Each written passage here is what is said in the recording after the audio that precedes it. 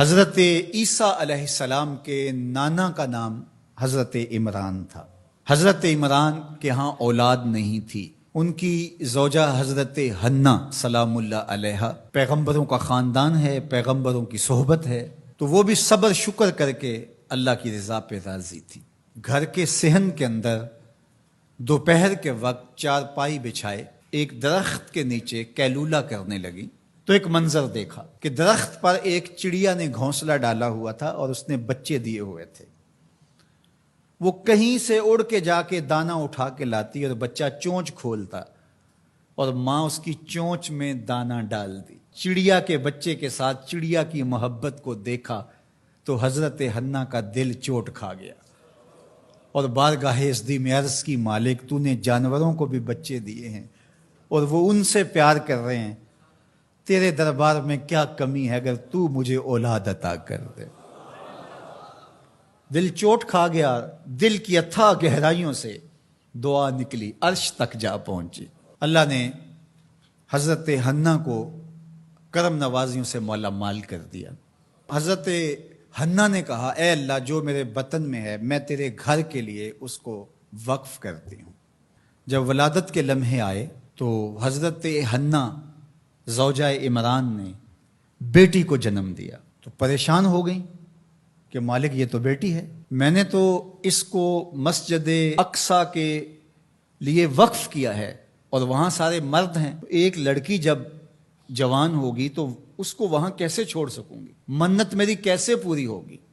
بہت پریشان ہوئی منت کی تکمیل کا سوچ کے کہ مالک یہ تو بیٹی ہے۔ آواز آئی، پریشان ہونے کی ضرورت نہیں حنا، جو تو نے بیٹی جنم دی ہے ایسے تو بیٹے بھی نہیں ہوتے۔ اس بیٹی کا نام کیا رکھا گیا؟ مریم سلام اللہ علیہا۔ بیٹی جوان ہو گئی تو منت یاد آئی کہ اب اس کو بیت المقدس میں ہم نے وقف کرنا ہے۔ پریشانی ہوئی کہ اب 300 حجرے ہیں جن میں مرد ہی مرد ہیں، ایک تنہا عورت کیسے وہاں رہے گی؟ تو یہ سوچا کہ کوئی بوڑھا بزرگ ہو جس کی کفالت میں ان کو دیا جائے تو وہ ان کی دیکھ بھال کرے، ضروریات کو پورا کرے۔ تو بہت سارے لوگ اس سعادت کے لیے تیار ہو گئے۔ پھر قرعہ ڈالا گیا، قرعہ فال نکلا حضرت زکریا علیہ السلام کے نام۔ اللہ کے جلیل القدر پیغمبر اور رشتے میں خالو بھی لگتے تھے، کہا یہ سعادت میرے ذمہ رہی، اور چونکہ ان کے ہاں بھی اولاد نہیں تھی انہیں کہا ٹھیک ہے ہم اسے بیٹی بنا کے اس کا خیال رکھیں گے۔ حضرت زکریا علیہ السلام نے ایک حجرہ مختص کیا حضرت مریم کے لیے اور ان کی ضروریات کو پورا کرتے، کھانا دیتے۔ جب کہیں جانا ہوتا تو حجرے کو باہر سے تالا لگا کے چلے جاتے، افطار کے وقت یا رات کو گئے ہیں تو سحری کے وقت پھر آ جاتے۔ ایک دن حضرت زکریا علیہ السلام تالا لگا کے کہیں گئے کام، واپس آتے ہوئے دیر ہو گئی اور افطار کے لمحے گزر گئے۔ بہت پریشان ہوئے تو خیر سامان لے کے تیزی سے پہنچے اور آ کے دروازہ کھولا، وجد عندہا رزقا، تو دیکھا بے موسم پھل پڑے ہوئے ہیں۔ حیرت تو یہ تھی کہ پھل ہیں، دروازہ مقفل ہے، باہر سے کوئی اندر نہیں جا سکتا، اندر سے کوئی باہر نہیں آ سکتا، پھل کیسے آئے؟ پہلی حیرت تو یہ، پھر پھل بھی بے موسم۔ قال یا مریم ان لک ھذا، اے مریم یہ کہاں سے آئے؟ قالت ھو من عند اللہ، کہا یہ میرے اللہ کی طرف سے آئے، یہ مجھے میرے رب نے دیے ہیں۔ ان اللہ یرزق من یشاء بغیر حساب، وہ جس کو چاہتا ہے بغیر حساب کے عطا کرتا ہے، اس کے لیے کوئی مشکل نہیں ہے۔ جو ماں کے پیٹ میں بچے کو رزق دیتا ہے، انڈے میں چوزے کو رزق دیتا ہے، وہ حجرہ مریم میں مریم کو رزق نہیں دے سکتا؟ اب حضرت زکریا علیہ السلام کا ذکر آپ نے سنا کہ ان کے ہاں اولاد نہیں تھی، اور عمر کتنی ہو گئی تھی؟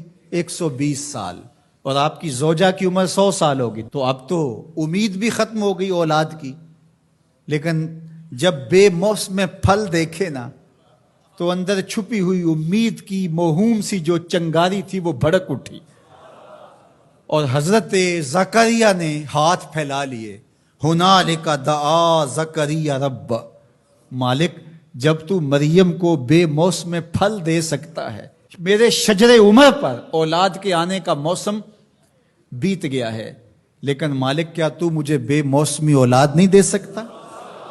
حضرت زکریا وہیں کھڑے ہو کے دعا مانگنے لگے. معلوم ہوا جہاں رحمتیں اترتی دکھائی دیں وہاں دعا مانگی جاتی. ہم جب اللہ والوں کی قربت میں جا کے اللہ سے دعا مانگتے ہیں تو کچھ لوگ معترض ہوتے ہیں کہ اللہ تو ہر جگہ موجود ہے، یہاں کیوں مانگ رہے ہو؟ مسجد اقصی پاس ہے لیکن حجرہ مریم میں اللہ کا پیغمبر دعا مانگ رہا ہے، وہاں رحمت آنکھوں سے اترتے ہوئے دیکھی. ان رحمت اللہ قریب من المحسنین، اللہ قرآن میں فرماتا ہے میری رحمت محسنین نیکوکاروں کے نیڑے ہوتی ہے. اس لیے ہم اللہ والوں کے قریب جا کے اللہ سے مانگتے ہیں، مالک تیری رحمتیں یہاں برس رہی. ہنالک دعا زکریا ربہ، وہیں کھڑے ہو کے دعا مانگنا شروع کر دی، اللہ مجھے ستھری اولاد عطا کر دے. پھر کیا ہوا کہ کہا گیا یہاں دعا کیوں مانگ رہے ہو، میرے گھر میں آؤ. کہا گیا نبی ہو کے ولیہ کے حجرے میں دعا مانگ رہے ہو، تمہیں کچھ نہیں دیا جائے گا؟ نہیں، سنو قرآن سنو. فنادتہ الملائکہ، فرشتے آ کے پکار کرنے لگے. کب؟ وَهُوَ قَائِمٌ يُصَلِّي فِي الْمِحْرَابِ، وہ حجرے میں کھڑے ابھی دعائیں مانگ ہی رہے تھے. فرشتوں نے آ کے ندا دی، کیا؟ ان اللہ یبشرک بیحییٰ، اے زکریا تمہیں مبارک ہو، ہم تمہیں یحییٰ عطا فرمائیں گے. اولاد مانگی ہے تو یحییٰ ملے گا، لیکن اکیلی اولاد نہیں مانگی، ذریۃً طیبہ، ستھری اولاد مانگی ہے، پاک اولاد مانگی ہے. تو مصدقا بکلمۃ من اللہ وسیدا وحصورا ونبیا من الصالحین، جو بیٹا دینے والے ہیں وہ کلمت اللہ کی تصدیق کرنے والا ہوگا، سردار ہوگا، عورتوں سے الگ رہنے والا ہوگا اور پیغمبر ہوگا، صالحین سے نبی ہوگا، یہ شانوں کا مالک ہوگا. فوراً دعا قبول ہو گئی. یہ ہے کرامت سیدہ مریم کے حجرے میں بے موسم پھلوں کا ملنا اور وہاں دعاؤں کا قبول ہونا.